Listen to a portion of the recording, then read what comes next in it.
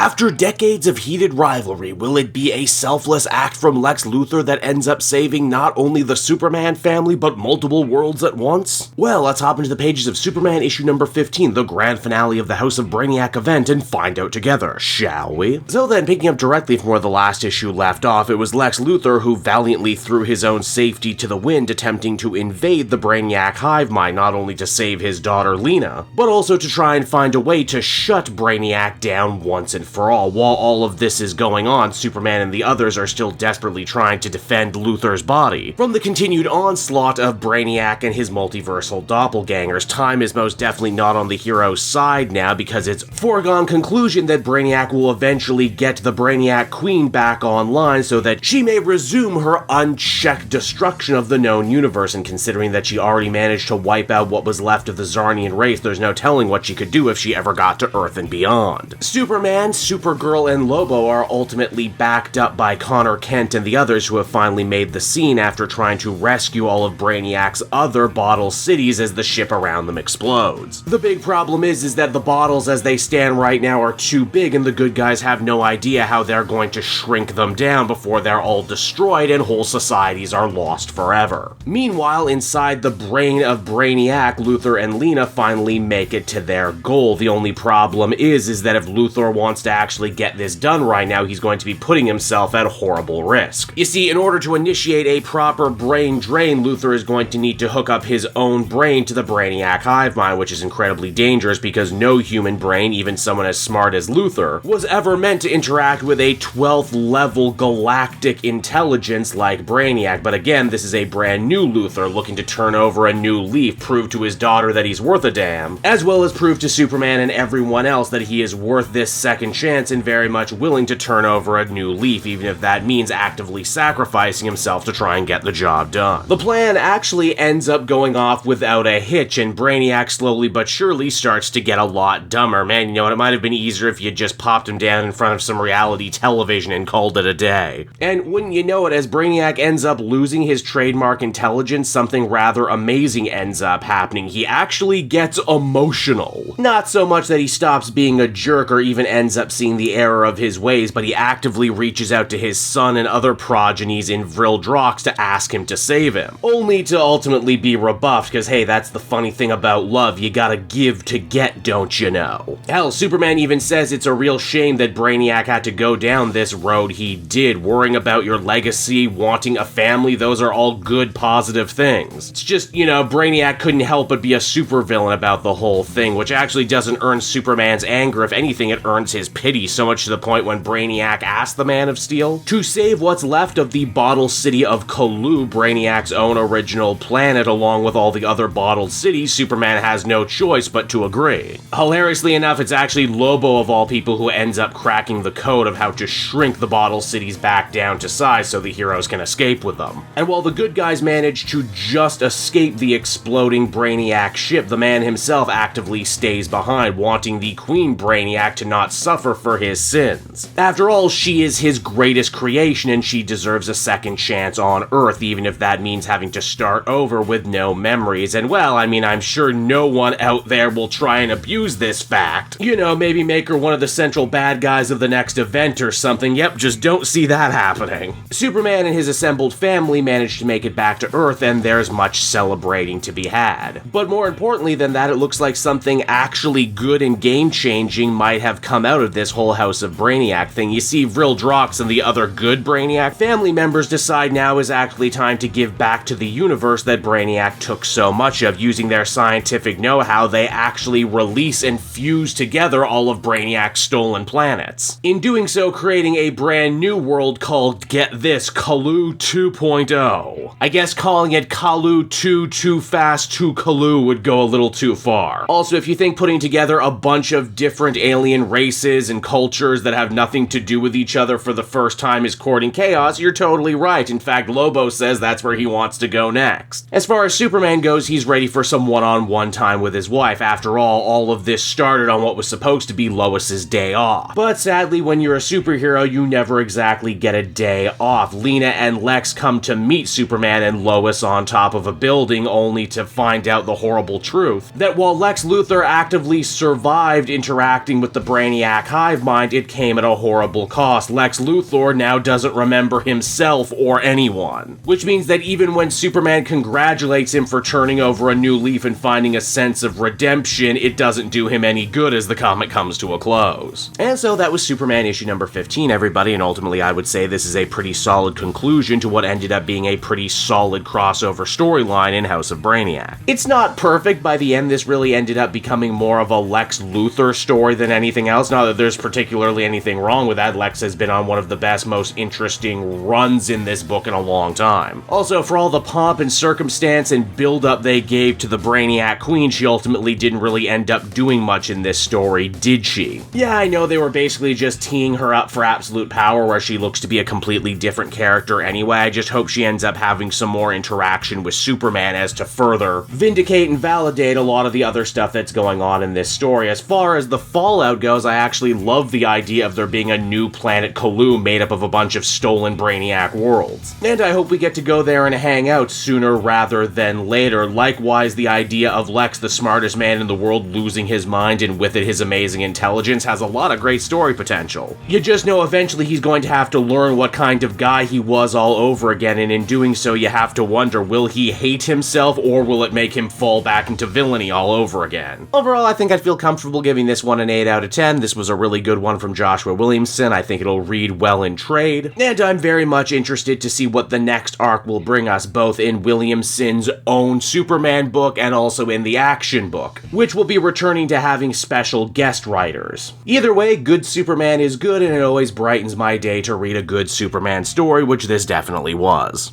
Hey there everyone, it's your pal Cape Joel again, and if you're seeing my face right now, that means you watched to the end of the video, and I'll always be grateful for that. Retention helps in this crazy YouTube game, and so does becoming a patron. If you head on down to the description, you can find a link to my Patreon page. Recently just redid all the tiers, a lot of cool stuff offering up there, exclusive commentaries, exclusive polls, behind the scenes concept art for Capes and Quest. That's the brand new D&D show I've started soon. Never been a better time to become a patron. You can become a patron for as little as $1 a month and help the channel grow and, help me continue to deliver content like what you just saw. So I want to thank you all, and I will see you again next time. Bye-bye.